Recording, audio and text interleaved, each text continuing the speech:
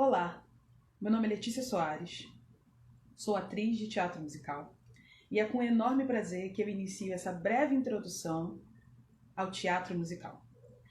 Este evento é apresentado pelo Governo do Estado do Rio de Janeiro através da premiação do edital Cultura Presente nas Redes, que é realizado pela Secretaria Estadual de Cultura e Economia Criativa do Rio de Janeiro. Esse edital foi um enorme sucesso, com mais de 6 mil inscritos, com um total de 3 milhões e 750 mil reais investidos e mais de 1.500 artistas contemplados, inclusive eu. Eu chamo de uma breve introdução ao teatro musical porque eu não tenho aqui pretensão de dar aulas e falar de dados ou me aprofundar naquilo que é, de fato, o teatro musical. Eu quero falar do teatro musical a partir da minha experiência, da forma como eu vivencio essa arte, esse gênero na minha vida, no meu cotidiano. Bom, como eu disse, eu sou uma atriz de teatro musical e logo, leia-se, atriz e cantora. O teatro musical ele pressupõe a união de algumas expressões artísticas. Então, não é muito raro a gente ouvir dizer que o artista de teatro musical canta, dança, sapateia, enfim. Ainda não sapateio e não danço muito bem, mas eu sou atriz de teatro musical. Eu vou fixar aqui, estou tentando falar aqui com vocês, né? Bom dia para todos e todas. Eu vou fixar aqui o tema de hoje e a gente já começa a falar sobre tudo. E aí eu vou explicar como é que vai se dividir esta manhã. Deixa eu escrever, eu sou um pouco lesadinha.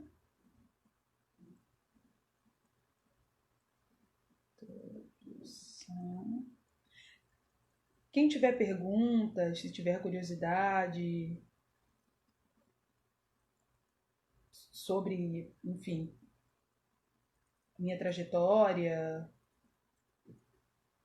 musical. Só um minuto.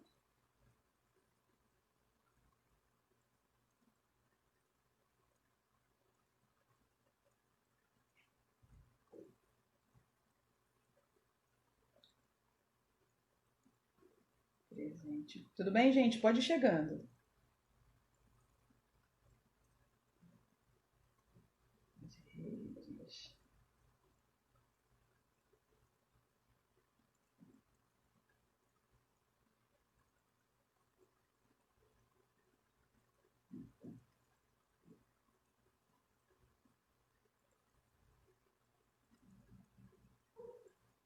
Bom, introdução ao teatro musical, edital Cultura Presente nas Redes, do Governo do Estado do Rio de Janeiro. Eu sou Letícia Soares, atriz e cantora de teatro musical. Eu sou do município de Magé. Magé é da região metropolitana do Estado do Rio de Janeiro. Essa cidade que eu amo, onde eu nasci, cresci, me formei. E comecei a dar os meus primeiros passos rumo a essa carreira artística que eu tinha dentro da minha cabeça, mas que não sabia muito bem como fazer ela acontecer. Mas acho que isso é um tema para um outro encontro. Quem me conhece já sabe da minha trajetória, mas enfim. Eu vou pedir para fazer as perguntas aqui nessa interrogaçãozinha para eu poder acessar ela assim que eu puder, porque senão faz a pergunta no corpo da conversa, depois fica muito lá em cima e eu acabo esquecendo de responder. Tá bom? Bom, eu vou falar rapidamente do teatro musical. Eu vou fazer uma breve introdução, gente, brevíssima, porque como eu disse, esse tipo de aprofundamento, de como é o teatro musical, como começou, quem fez, como faz, financiamento, essas coisas, não é um assunto para o dia de hoje. Porque eu resolvi estruturar essa conversa, eu vou chamar assim, a partir da minha experiência com teatro musical, das coisas que eu sei sobre teatro musical, daquilo que me fez me apaixonar pelo teatro musical e que me mantém fazendo teatro musical até hoje. Então, acho que é importante frisar isso para não falar assim, olha o que a Letícia disse, né? A gente sabe como são as coisas. No Brasil, a gente, como eu estava falando, né? Eu já fiz teatro musical brasileiro. Atualmente faço teatro musical, na sua grande maioria, os americanos, né? Então eu posso falar de duas formas distintas de se fazer teatro musical. E a gente vai falar disso. E como eu disse, eu quero estruturar em pequenos módulos. Eu vou fazer essa breve introdução ao teatro musical, breve, brevíssima, como eu já falei. Depois eu quero falar sobre o processo de audição, desde da hora que você se prepara para a audição, aquilo que você vai cantar, de que roupa que você vai escolher, etc. Né? E posteriormente vou falar dentro do musical como é que as coisas se desenvolvem, como uma coxia de uma grande produção internacional. Eu acho que muita gente tem dúvidas de como é a operação, como é o funcionamento da estrutura que movimenta de fato o teatro musical. Então, eu quero falar esses 3 momentos. Vamos contar com o relógio, né? Tentar fazer isso da forma mais breve possível e, obviamente, responder algumas perguntas que surgiram e que surgirem ao longo dessa conversa. Eu estou muitíssimo aberta para responder e vou tentar, obviamente, responder da melhor maneira possível. O que eu não souber, eu vou dizer, vamos pesquisar. Mas, como eu disse, eu quero que somente, acima de tudo, partilhar a minha experiência ao longo desses anos fazendo musical, tanto brasileiro quanto internacional. Já disse da minha origem, ainda falei de onde eu sou, como eu vivo, o que eu como, então vamos lá. Bom, o teatro musical aqui no Brasil, ele tem registros aí de 1859, por aí. Um gênero que se popularizou muitíssimo no Brasil foi o teatro de revista. O teatro de revista, ele passava em revista os acontecimentos do ano anterior. Então, em 59, se falava do ano de 58. 800, tá, gente? De maneira irreverente, com música e cena. E esse foi um gênero que se popularizou muitíssimo. E era considerado por muitas pessoas um gênero menor, né? Porque, em comparação com a ópera, que, né, até hoje é um gênero bastante elitizado, o teatro de revista levava multidões ao teatro, que queriam, era quase como se fosse uma retrospectiva do ano anterior. Então, ele fez muito sucesso. Mas, óbvio, o teatro musical ele não é uma exclusividade do Brasil, é uma expressão que se percebe ao redor do mundo. Então, o Brasil não tem exclusividade nesse gênero, nem os Estados Unidos. Eu acho que é importante frisar que... Ai, entrou uma coisa no meu olho. Que a arte, normalmente, ela acontece para todo ser humano. Eu acho que a arte ela é uma condição para a existência da humanidade. Então, todas as expressões artísticas são parte do DNA da humanidade, né? Então, às vezes, o teatro musical acontecendo aqui, a pessoa achando que estava criando a pólvora, porque, obviamente, a gente não tinha essa facilidade de acesso à informação que a gente tem hoje, né? E então o cara aqui achando que estava descobrindo a pólvora e dos Estados Unidos já estavam tipo bastante avançado nesse aspecto. Quando a gente fala de teatro musical dos Estados Unidos, o teatro, eu tenho aqui minhas escolas, a gente logo se remete a Broadway. E a Broadway é a maior referência de teatro musical profissional, sendo considerada a forma dramatúrgica mais lucrativa do mundo, né? Essa tradição ela vem desde o início do século XIX e está diretamente ligada ao projeto urbanístico de Nova York, né? Então, esse lugar ele faz parte do projeto urbanístico da cidade de Nova York, né? E aí, como eu disse, são duas condições distintas para expressões semelhantes acontecerem. Um país como o nosso, o Brasil, 1859, né? Com todas as questões do Brasil dessa época, popularizou o gênero de teatro de revista, a Broadway nascendo, se fortalecendo, se fortificando do outro lado do Atlântico. Do outro lado do Atlântico, Letícia, na outra parte do continente, na parte norte desse continente enorme. Enfim, em comparar, como eu disse, né? O teatro musical brasileiro, ele vai se estruturando de uma maneira e eu vou dar um salto para o futuro. E aqui a gente pode fazer muitas coisas. Eu vou dar um salto para o futuro. Antes. Esses gêneros americanos, esses enlatados americanos, começaram a se popularizar no Brasil a partir de 29, quando a gente começou a consumir, importar filmes de Hollywood.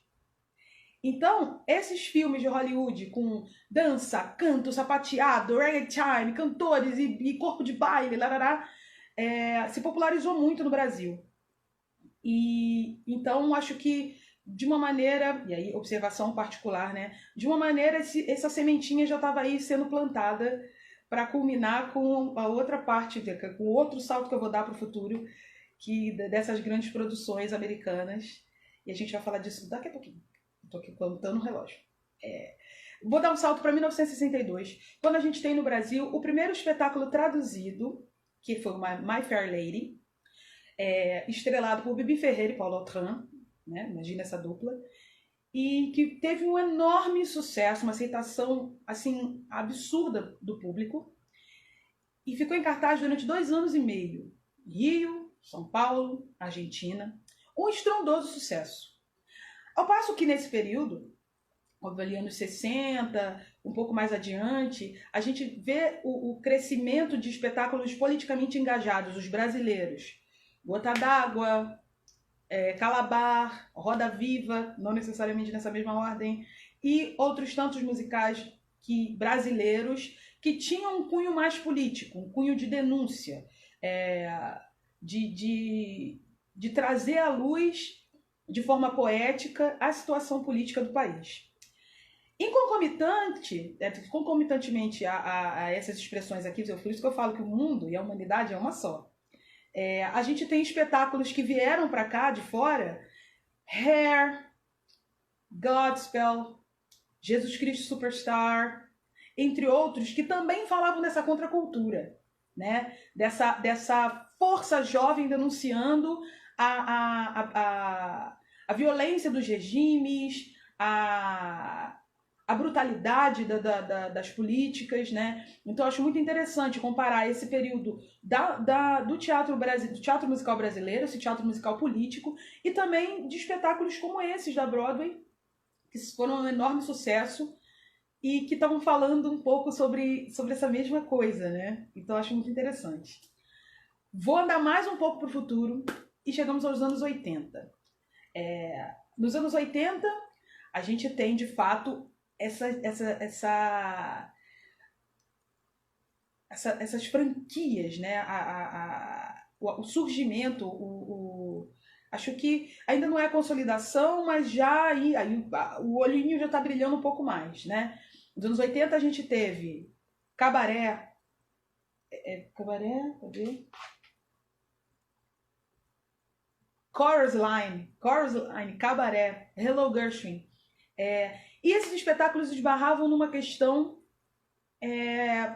fundamental, que era, algumas questões fundamentais, né? Mas uma que me chama muita atenção, que era a falta de pessoal qualificado.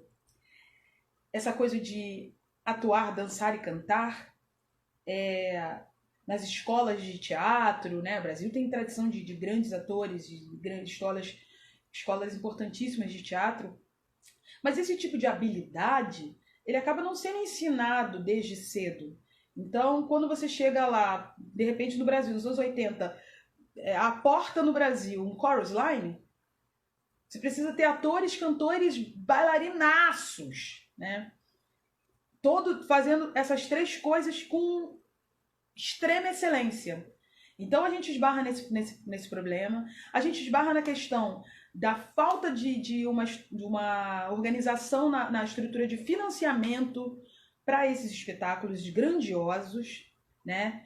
E isso acaba dificultando também o nosso processo de apropriação desse mercado, né? De entendimento de que esse mercado era de fato um mercado lucrativo, era de fato um mercado que valia a pena ser investido.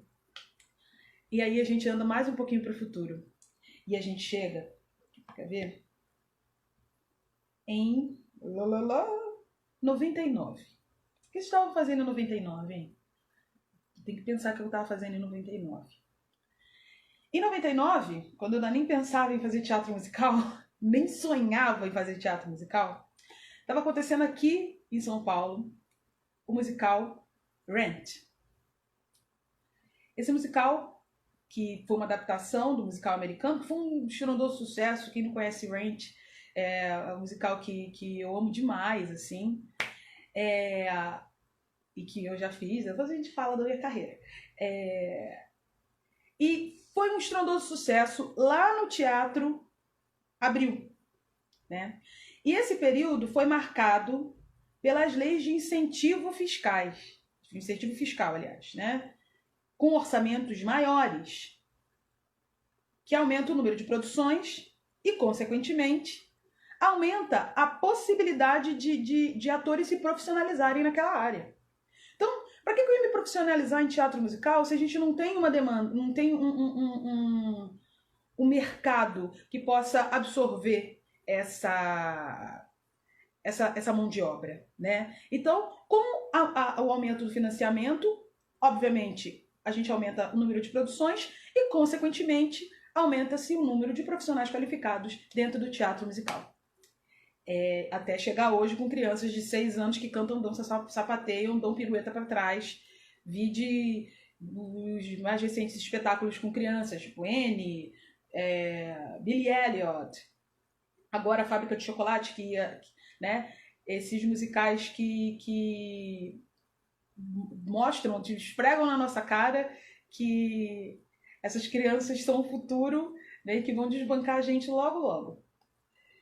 E aí a gente está falando de 99, a gente fala do Rent, que é um super musical, mas em 2001, a porta no Brasil chega no país, desembarca no país, o musical Les Misérables. Apenas um dos maiores espetáculos do mundo. E ele vem com toda a sua estrutura. Palco giratório, sabe? Com tudo. Um elenco gigante, uma orquestra gigante no Teatro Abril, né?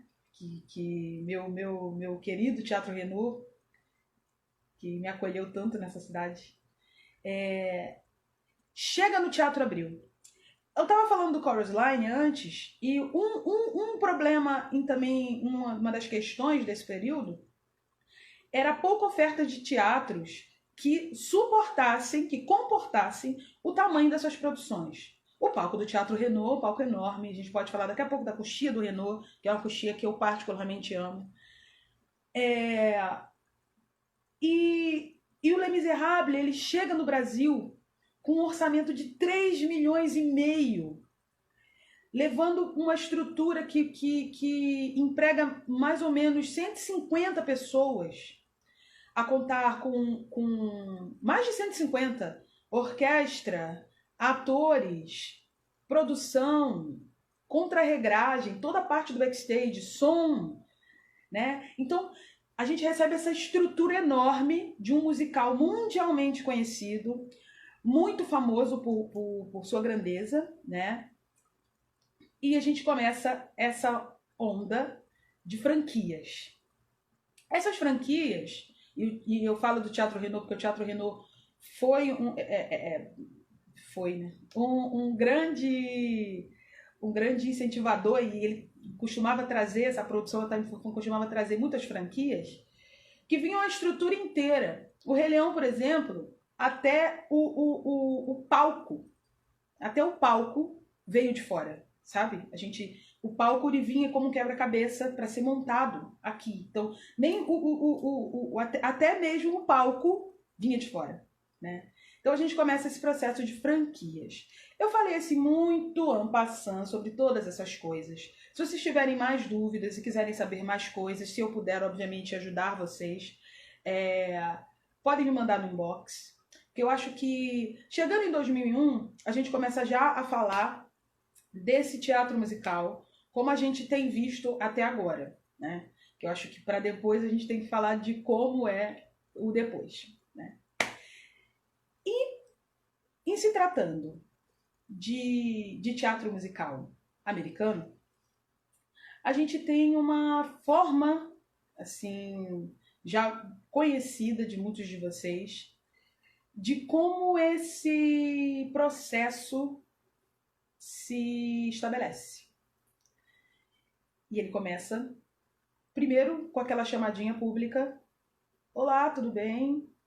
Aqui é a produção do teatro do espetáculo tal. Estamos precisando de atores e cantores de tanto a tantos anos, com idade X, que sejam soprano, contralto, os homens tenores, barítonos e etc.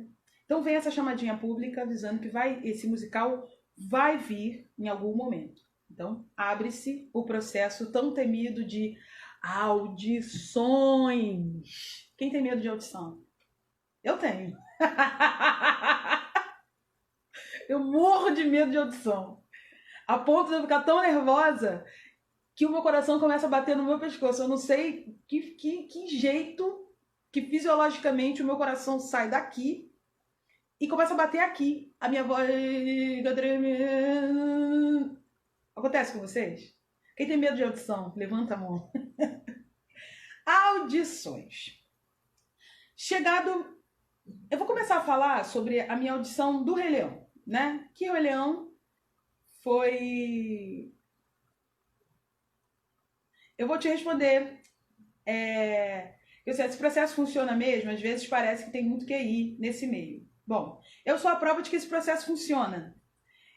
Eu entrei no Rei Leão como... eu entrei no Rei Leão... comecei a fazer a audição para o Rei Leão, uma audição aberta. Uma audição aberta no Rio de Janeiro, no sol, esperando a minha hora de cantar. E fui sendo conduzida, né? E eu falo que eu fui fazer a audição do Rei Leão com o meu canto do banheiro. Embora eu já tivesse alguma experiência com canto, por conta dos musicais brasileiros que eu já tinha feito, mas o jeito, a exigência para um musical americano é um outro tipo de coisa, né? E eu fui meio que tentando entender. Mas antes do Rei Leão, acho que é importante eu contar a audição da Cor Púrpura. Porque sim, teve uma audição da Cor Púrpura em 2011 e eu vi...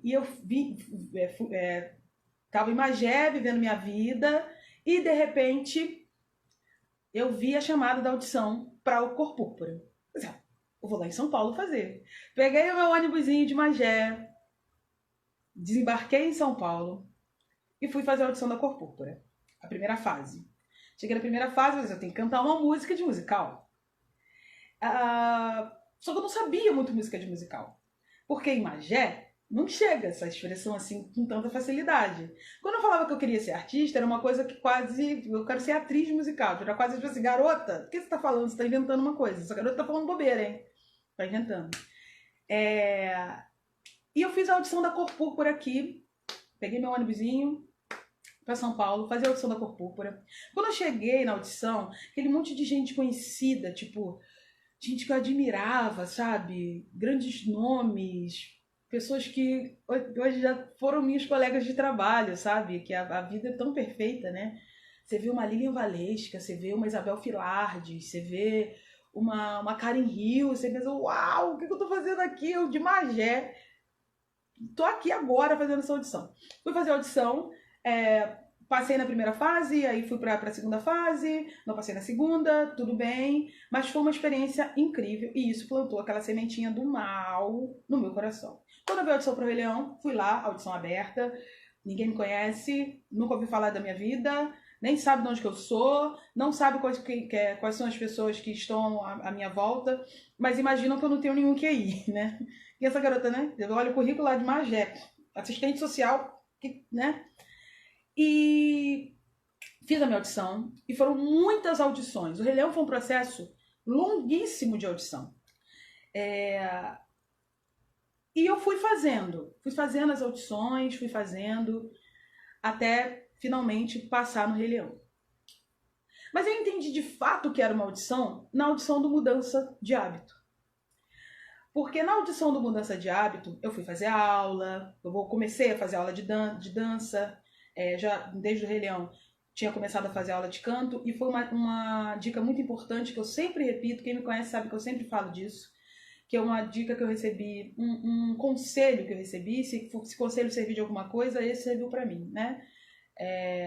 Tem gente que não gosta de ouvir nem de dar conselhos. Eu adoro dar conselho. Quem não quiser ouvir, não ouça. O conselho é apenas a partilha de uma observação da sua própria experiência, né? E a Andrea Whitfer, durante a preparação do Rei Leão, ela falou para mim: Letícia, poxa vida, você chegou até aqui. Foram tantas pessoas que fizeram audição para estar aqui nesse momento.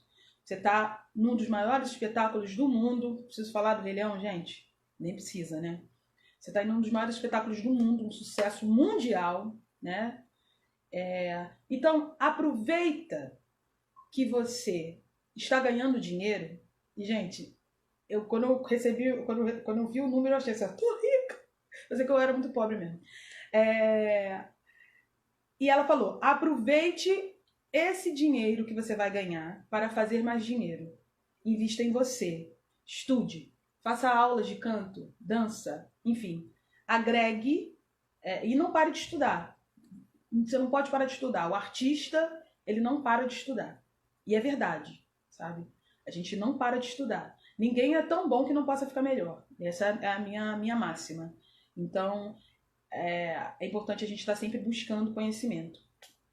E eu falo desse conselho da Andrea porque, e aí já remetendo à mudança de hábito, porque quando eu fui fazer a audição da mudança de hábito, eu entendi que eu precisava saber dançar, né? Eu fui lá, cantei, lindo, maravilhoso, fui para a parte da dança na primeira fase,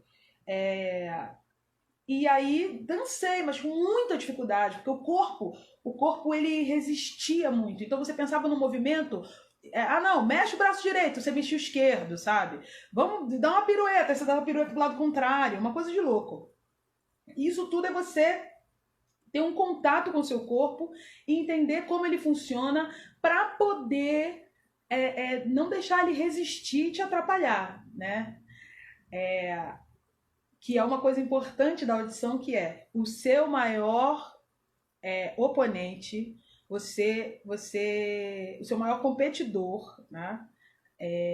O seu adversário é você mesmo. O seu maior adversário é você mesmo. Porque no final das contas, quando você chega a fazer uma audição, significa que você já está dentro daquele padrão que a banca espera, né? Seja artístico, perfil, né? Dependendo do espetáculo. Então, se eu estou falando de Cor Púrpura, não adianta uma menina loira ir lá fazer a peça, porque a gente está falando de uma história que tem um lugar, e a gente vai falar disso em outro momento. Talvez nem seja nesse momento. Então, você às vezes fica muito preocupado com os seus adversários, mas o seu maior adversário é você. E eu fui lá fazer a audição, dancei, uma droga. A coreógrafa gostou de mim, me chamou no canto e falou... uma coreógrafa que é americana, mas que mora na Alemanha, uma fofa que eu amo, a Fran. E ela falou assim, Letícia, você pode fazer umas aulas de dança? Faz umas aulas de dança. E eu fui fazer isso. E foi maravilhoso. Depois eu não parei mais. Agora eu não tô mais... Enfim. Faz umas aulas de dança para você começar a entender o que é no seu corpo. Eu tinha ido nessa primeira audição com uma calça legging, uma meia de pilates, uma camisa de qualquer coisa e, enfim, sem maquiagem, nada. E aí eu fui falar com a minha professora, a professora que estava me dando coaching, né, que é a Keila Fuch, maravilhosa. E ela falou assim, você foi fazer audição como? Keila, eu fui com uma meia de pilates, eu sou meio fuleira, tá, gente? Fui com uma meia de pilates, uma calça legging, tinha até um furinho na perna. Ela, não, você tem que se preparar para audição. Você tem que chegar para audição preparada. E o preparado significa você ter parado um pouco do seu tempo, se dedicar àquela preparação, para chegar lá com o espírito de quem está preparado. Sabe? E foi crucial para esse segundo momento, acho que foi essencial, inclusive, para eu passar. Porque eu cheguei com tanta confiança, eu me preparei. Fui fazer aula de canto mais, né? Tipo, mais especificamente para a audição desse musical. Porque aí eu recebi material novo para Delores e larará. Então, eu fui com uma roupa linda que a Keila me emprestou. Meia calça, uma boa sainha de balé, um body bonito, o cabelo arrumado, fiz uma maquiagem mais ou menos do que eu sabia fazer e fui inteira fazer a audição. E eu acho que a principal dica para fazer uma audição é você ir inteiro, né? É óbvio que o processo de audição funciona diferentemente para cada um, né? Primeiro, tentar controlar o seu nervosismo, né? E a banca sabe que você está nervosa. É impossível você não estar nervoso no momento de audição. Imagina que tem uma banca de pessoas que vão avaliar você. É difícil mesmo. A banca vai considerar o seu nervosismo. Mas não se boicota. Porque eu vejo, às vezes, e já há muito tempo que eu não faço isso, de você sentir que a banca está sentindo uma coisa e você embarcar nessa sensação da sensação que você está sentindo e você se boicotar. Acredita. Acredita no seu. Vai inteiro. Canta sua música. Sorria para a banca. Olhe no olho dela. Entre na sala com segurança. Não como quem pede licença. Oi, tudo bem? Oi. Entra. Você já foi chamado. Você foi convidado para estar ali naquela audição. Uma pessoa te mandou um e-mail dizendo: oi, tudo bem? Dia tal você pode vir aqui para poder fazer uma audição pra gente? Já te convidou para estar ali. Então aquelas pessoas já estão receptivas. Ah, mas eles ficaram me olhando com uma cara. Cuide da sua própria cara. Ai, te amo! Sabe, cuida do seu. Faça o seu. E se entregue profundamente. Porque a audição, como eu disse, é uma situação onde é você contra você. Sabe? É você contra você. Então, eu já vi muitos colegas que, tipo, olham pro lado, tipo assim, ai, que música, sabe? Ficam meio... E eu sou o bufão da audição, sabe? Eu sento, quero falar com todo mundo, quero saber como as pessoas estão. Às vezes a pessoa não quer conversar, mas aí eu entendo, tudo bem. Mas eu falo com todo mundo, depois a gente se concentra. Óbvio que tem um momento da concentração que é diferente do momento dessa disputa, sabe? Tipo assim, eu não vou falar nada que eu vou cantar, porque...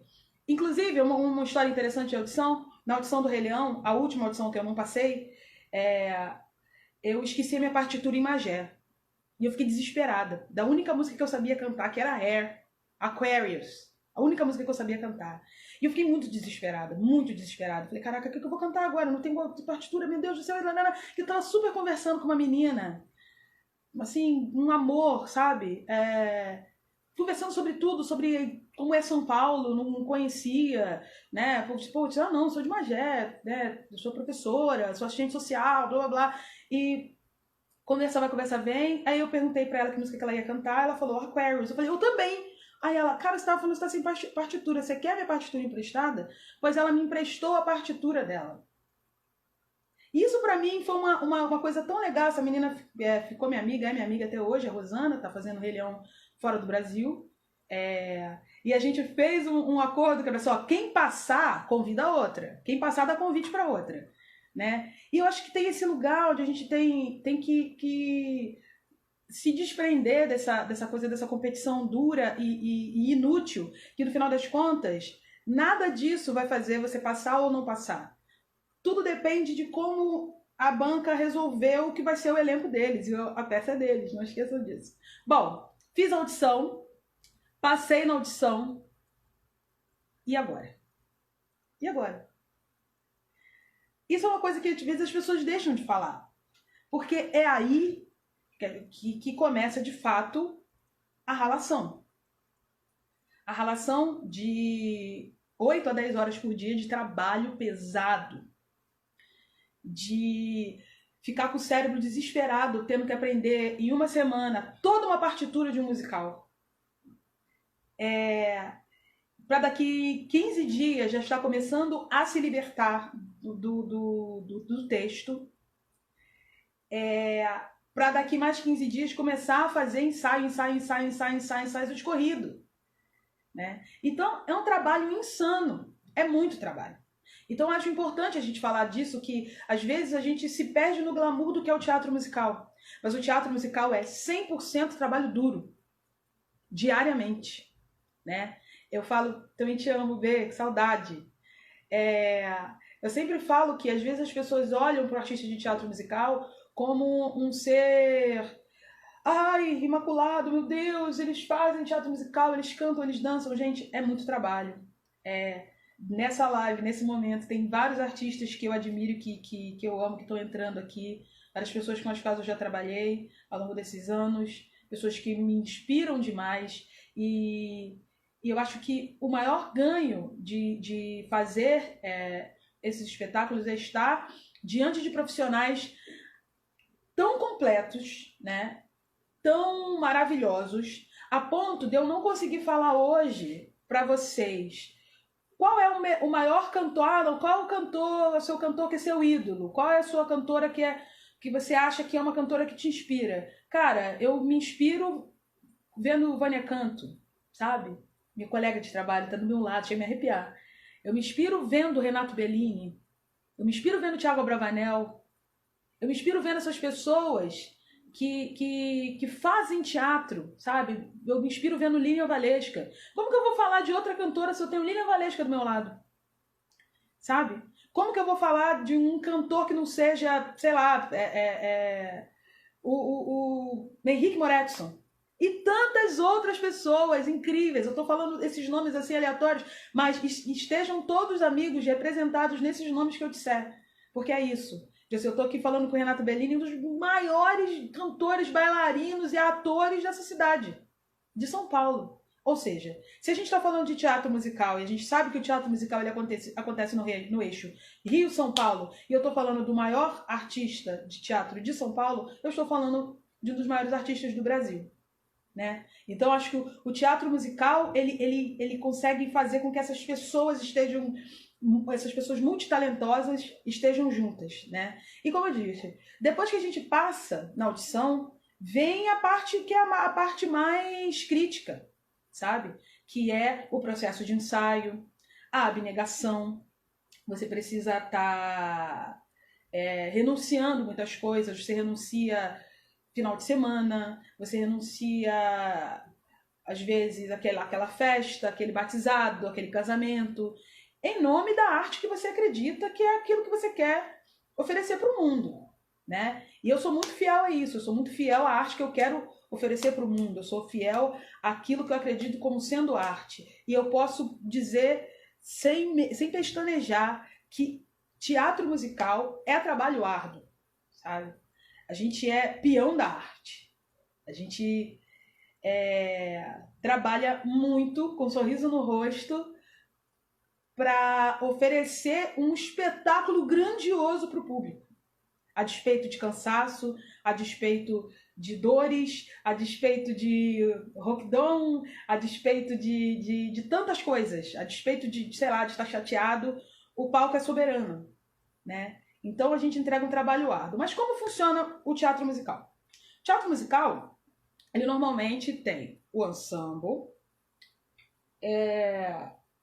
os protagonistas, né? O cover dos protagonistas e os swings, que são os covers do ensemble. Eu, como artista de teatro musical, já fiz de teatro musical americano, tá? Já estive em todas essas funções, menos alternante. Então, meu primeiro trabalho foi como swing. O que é o swing? Swing, como eu disse, né, o cover do ensemble é a pessoa que está preparada para substituir qualquer pessoa do ensemble a qualquer momento. No meio do show, do nada, uma pessoa se machuca. Você precisa entrar daquele ponto no show. Então, você tem que estar 100% ligado no que está acontecendo. Você não pode pegar e ouvir sei lá, você botar um fone alto, ou até ouvir uma musiquinha, mas um ouvido no padre e o outro na missa, né? Porque senão você não sabe em que cena você vai entrar.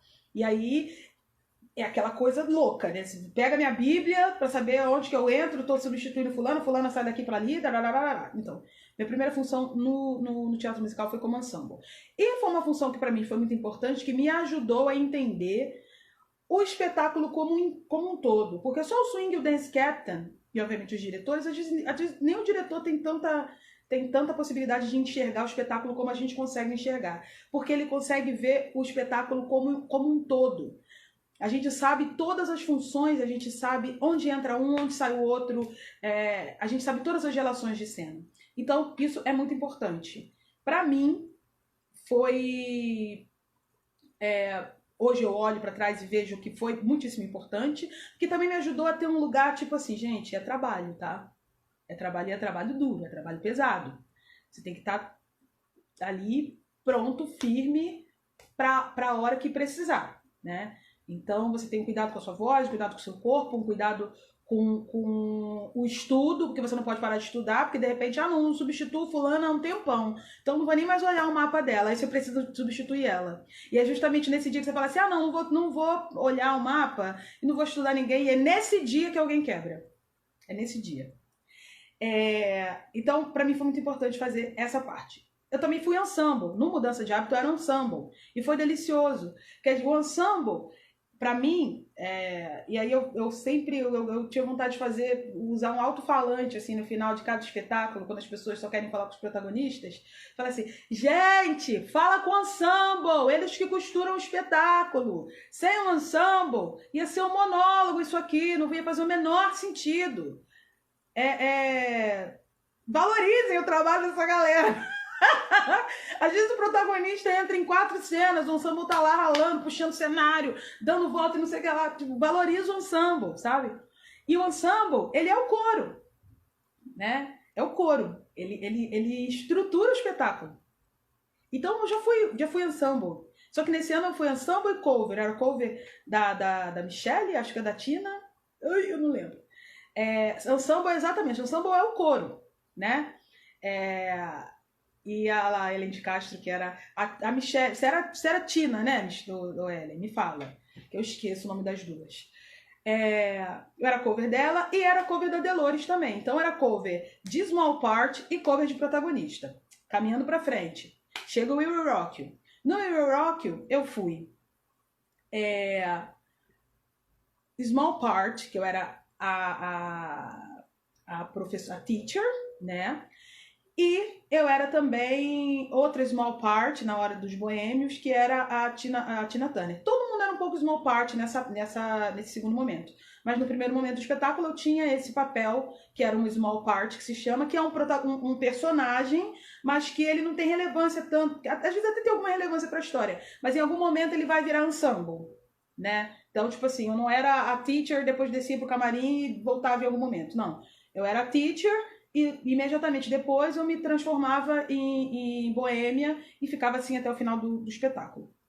E era cover também da Killer Queen. Andando pra frente, chegamos ao Les Miserables. No Les Miserables eu ganhei uma small part que eu tenho um amor enorme por ela. Ela tá aqui, ó, a bonequinha da Fê, da Garota da Fábrica, que a minha Garota da Fábrica, a minha história que eu criei se chamava Corina. Tá aqui a Corina. Que era a garota que entregava a cartinha.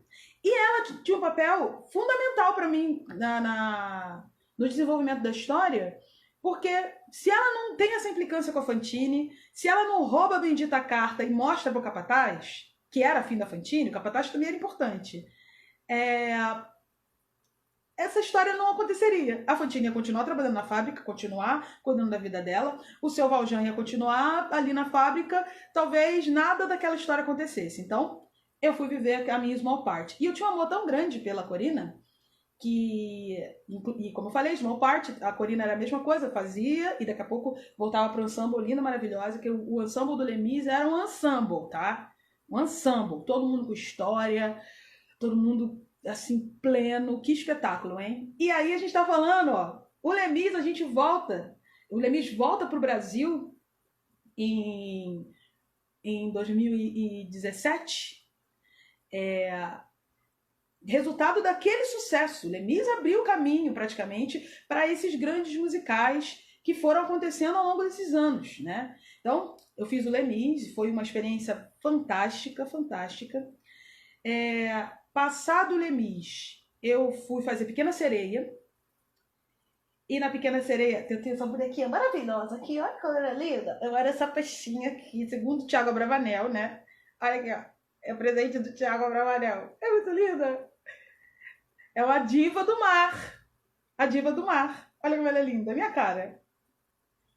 Ai, tem que pegar com cuidado que ela é de porcelana. Pronto, deixa ela ali. Na Pequena Sereia eu era ensemble, puro. Cometa, cover, ensemble cover. Estou fazendo uma breve para poder falar tentar chegar na cor púrpura, né? E todas essas experiências eu acho que elas vão agregando e fazendo de você um profissional melhor, sabe? Eu acho que a gente tem que aproveitar todas as oportunidades para crescer, todas as oportunidades para aprender. E ao longo desses anos, como eu já falei, no teatro musical, eu tenho aprendido muito. E a intenção, inclusive, de estar aqui hoje com vocês nesse momento é justamente aproveitar a minha experiência, partilhá-la, para que de alguma maneira ela possa servir de inspiração ou de sanar algumas dúvidas de algumas pessoas, para entender como funciona o teatro musical. Todas essas peças que eu estou falando, e aí, bom, vou encurtar aqui. Pequena Sereia, Rent, Natasha Pierre, O Grande Cometa, Sunset Boulevard e, finalmente, dos grandes musicais, A Cor Púrpura, que é atualmente o musical que eu faço, salvo a pandemia, né? Tá acabando esse momento. E nesse musical eu sou a protagonista. E Letícia, o que que muda? Essa é uma pergunta que me fazem muito. O que que muda desde quando você era lá swing, que às vezes as pessoas entendem que o swing é menos do que o ensemble, né? Como se tivesse esse lugar, né? E o que que muda para você hoje como protagonista? Para mim, o que muda é a exposição. O que muda é o fato de eu estar cantando solo. Então eu tenho uma responsabilidade maior do que eu tinha como ensemble. Cantando no coro, obviamente, eu sempre dei tudo, eu sempre estava ali 100%. Quem me conhece sabe. De cantar e chegar, doeu a orelha. Eu canto mesmo. É pra cantar, a gente canta. Mas, não, em termos de dedicação, foi do que eu já me dedicava para mais, porque como eu tenho mais responsabilidades, então eu tenho que estar mais preparada. E como é que é a minha preparação? A minha comida, a minha preparação começa com a minha comida, com o meu descanso, né? Com a minha sanidade, né? Tentar manter um equilíbrio de chakras para eu poder cumprir a missão que eu tenho para cumprir, que é um espetáculo dificílimo. Aí mais uma vez a Fernanda aparece, olha aí, ó a Cine que ela fez para mim. Tá sem óculos porque o meu filho tirou o óculos, mas olha essa Cine, gente. Ó, linda, né? Então eu tenho uma preparação que começa com alimentação, passa por nebulização, hidratação constante, atendimento com uma fonoterapeuta, aula de canto quando a gente consegue fazer, né? Não tem tempo, eu vou voltar inclusive com o Henrique Moretson, semana que vem, se Deus quiser, fazendo aula de canto, sempre cuidando para que o meu material e a voz, as pessoas pensam que a voz nasce aqui. A voz, a minha voz, por exemplo, nasce do dedinho do pé. A minha voz é o meu corpo inteiro. Então, tudo influencia na voz. Então, para poder estar com a voz 100%, a gente precisa estar pelo menos 90%. E, enfim, eu falei todas essas coisas, agora eu vou responder algumas perguntas. O Tito, ele perguntou: como se divide o backstage de um musical? O backstage de um musical é um lugar que, para mim, é um lugar que eu amo demais. Eu acho lindo. Backstage eu acho lindo, porque é no momento que você entende que toda aquela magia que vai para o palco é realizada por mãos humanas. Tudo aquilo que parece mágico é gente. E aí você vê o quanto as pessoas são capazes de fazer coisas lindas, né? Eu lembro no tanto do Rei Leão, como mudança de hábito que me marcava assim muito pela estrutura de pessoas ali no backstage trabalhando. E eu me lembro de, tipo assim, ver o sol subindo, né? Tinha uma pessoa aqui, ó. O telar descendo, uma pessoa aqui, ó. Sabe? A pedra andando, uma pessoa dirigindo a pedra. Então, são muitas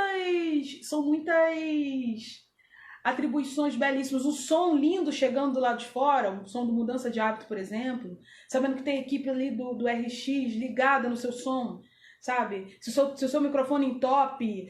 Então, é um trabalho de muitas mãos. É um trabalho de muitas mãos. E é muito bonito. É nessa hora que a gente percebe. Eu acho que e é importante não só perceber, mas prestar atenção nisso, que o teatro é uma arte coletiva. Você pode ser o maior artista de teatro do mundo. Se você não tiver o cara lá em cima no rudimento te iluminando, o boom chegando para te iluminar, não importa. Sabe? Você pode ser o maior do mundo, mas você precisa daquele cara lá. Mesmo um monólogo precisa pelo menos do cara do som, ou da cara do som, da luz, sabe? Teatro é coletivo, teatro só funciona coletivamente. E isso, para mim, é a parte mais bonita da coxia. E outra coisa, uma coxia feliz é sinônimo de um espetáculo de sucesso. Então, em todos os espetáculos, eu fui muito feliz na coxia. Todos os espetáculos. Eu não sei aqui, não vou... Talvez eu possa falar que a coxinha do Mudança foi uma coxinha muito especial. A coxinha do Cometa, gente. A coxinha do Cometa a gente bebia vinho, sabe? Era uma coisa de louco, assim, de maravilhosa. Então a gente tem muita experiência boa, né? Na coxinha. E isso se reflete, para mim, 100% no palco. Uma coxinha feliz é sinônimo de um espetáculo de sucesso, né? E eu acho que um exercício importante também, além do reconhecimento da importância de todos, né? É você se colocar sem achar que o cara que está mexendo no maquinista é mais importante ou menos importante. Enfim, eu sou muito apaixonada por coxia e tenho um respeito muito grande por todos os trabalhadores da coxia, por todos os contrarregras e os meus amigos que trabalharam comigo, os quais eu admiro, enfim, tantos nomes maravilhosos de pessoas que estão sempre trabalhando, sobretudo em São Paulo, né? No Rio de Janeiro a gente tem lá na Cor Púrpura o Marcelo, o Dário, o Rafa, que é uma equipe reduzida, mas que trabalha lindamente, assim, né? Tem o Ramon, que é do som, o Malta na mesa, sabe? Então a gente tem, assim, uma infinidade de pessoas que trabalham para que o espetáculo aconteça. Isso é muito importante. Estou tentando falar rápido que meu tempo está acabando. Qual tipo de dança você indica? Eu vou primeiro falar esse e vou terminar com o conselho. O tipo de dança que eu indico, que é a minha expressão preferida, é o balé, né? O balé me ajuda, né? Quando eu consigo fazer aula, me ajuda a estruturar o corpo, né? E entender entender a mobilidade do mesmo. Porque o balé, apesar de duro, ele te dá uma consciência corporal muito grande. Então, se eu tiver que indicar alguma coisa, faça também balé. Mas eu gosto de muitas expressões, né? Eu gosto do jazz, eu gosto de dança afro. Então, eu acho que dançar... Street dance eu sou péssima, mas eu amo. A Ellen de Castro é maravilhosa. Mas eu acho que dançar ajuda você a ter uma consciência corporal, seja lá o ritmo que você escolher, tá? Dançar te ajuda a ter uma consciência corporal que vai te auxiliar na hora de uma audição, por exemplo. Na hora de pegar uma coreografia, né? Do espetáculo quando você já estiver fazendo. Então, eu acho que é importante dançar para que o seu corpo entenda que ele precisa se movimentar. E não resista na hora que você for orientado a realizar determinados movimentos, tá? Então, acho que é importante fazer aula. Sempre. Qual o primeiro passo para começar a carreira de teatral? Eu sou uma pessoa péssima para responder isso, porque eu acho que o primeiro passo é você querer muito fazer. Muito. E isso não é garantia de que você vai fazer. Eu ouvi uma frase ontem que é uma coisa que eu sempre digo. Se você tiver habilidade em qualquer outra coisa que te faça feliz, que te dê algum rendimento, faça isso. Se você não conseguir viver sem a arte, então você precisa ser artista. ponto. Que não vai... a arte não está vinculada à grana, não está vinculada a reconhecimento, a arte está vinculada necessariamente ao estado de espírito, aquilo que você quer entregar e ser no mundo. Então, eu não levo em consideração, não, eu quero... Como é que você vai ser artista? Não vai? Tipo assim, cara, você vive sem isso? Se vive sem, vai viver sem. De verdade. Mas se você já está fazendo outra coisa e essa formiga está te corroendo, porque ela é dessas, a arte é dessas, ela te corrói até que você seja inteiramente dela. Se ela estiver te corroendo, uma coisa, sabe? Se estiver nesse lugar, invista. Invista, assista peças, tá? De teatro, assista peças, assista musicais, veja cantores, sabe? Eu acho que é importante a gente ir ampliando o nosso olhar, ouça estilos diferentes, para que você consiga adaptar a sua voz a estilos diferentes. E é uma coisa que eu particularmente acho que eu faço bem, que eu canto de tudo, do jeito que aquilo que o ritmo exige. Então acho que é importante frisar isso. Ouça de tudo. Amplie o seu conhecimento, faça aulas e se joga. Ninguém sabe o tamanho do seu sonho. Ninguém mensura o seu sonho. É seu sonho? Vai. Sabe? E eu tô dizendo com todas as letras, com dor no coração, inclusive até pra mim. Nada é garantia de nada. Nada é garantia de nada. Eu tô agora aqui, ó, prêmios na estante. Prêmios. E nada é garantia de nada. Então, tudo é trabalho duro. Trabalho pesado. E incessante. Tá? E para finalizar, gente, primeiro eu quero agradecer muito a presença de todos vocês, agradecer mais uma vez ao governo do estado cadê o nome para poder falar certinho? Ao governo do estado e à Secretaria Estadual de Cultura e Economia Criativa do estado do Rio de Janeiro por esse edital, tá? E por ter contemplado artistas nesse momento tão crítico da pandemia, onde muitos de nós está assim, vivendo momentos de muita incerteza, né? Então é muito, muito importante poder estar nesse momento fazendo esse evento como a culminância desse projeto, desse edital maravilhoso que contemplou 1.500 artistas do estado do Rio de Janeiro. E eu, de Magé, fui contemplada e eu estou muito feliz, muito agradecida. Eu vou terminar respondendo a pergunta do professor Conclasse, que é meu conterrâneo. Qual conselho você daria para quem quer iniciar no teatro musical? Onde procurar? Eu acho que, como eu falei, né?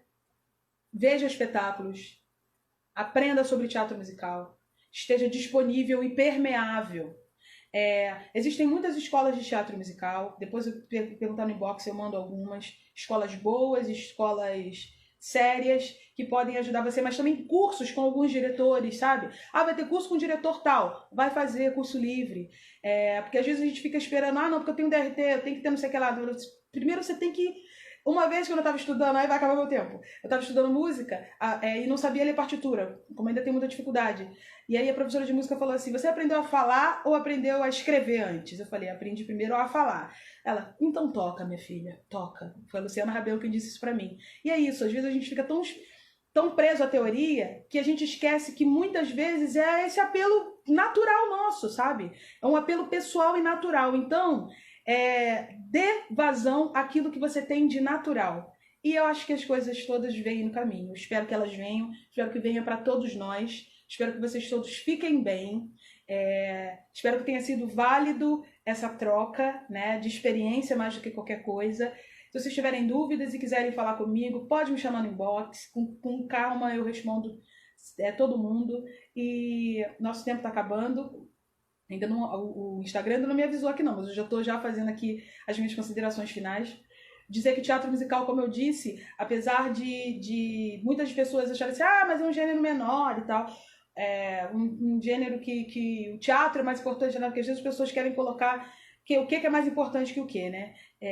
Mas eu particularmente amo teatro musical, porque o teatro musical ele me possibilita ser tantas coisas, cantar, né, que é a minha expressão principal, e encantar, sabe? Poder trazer sempre um pouco de mim, dar um pouco de mim para as pessoas que estão à minha volta. Então é isso, gente. Olha, um beijo enorme. Muito obrigada por essa manhã, gente.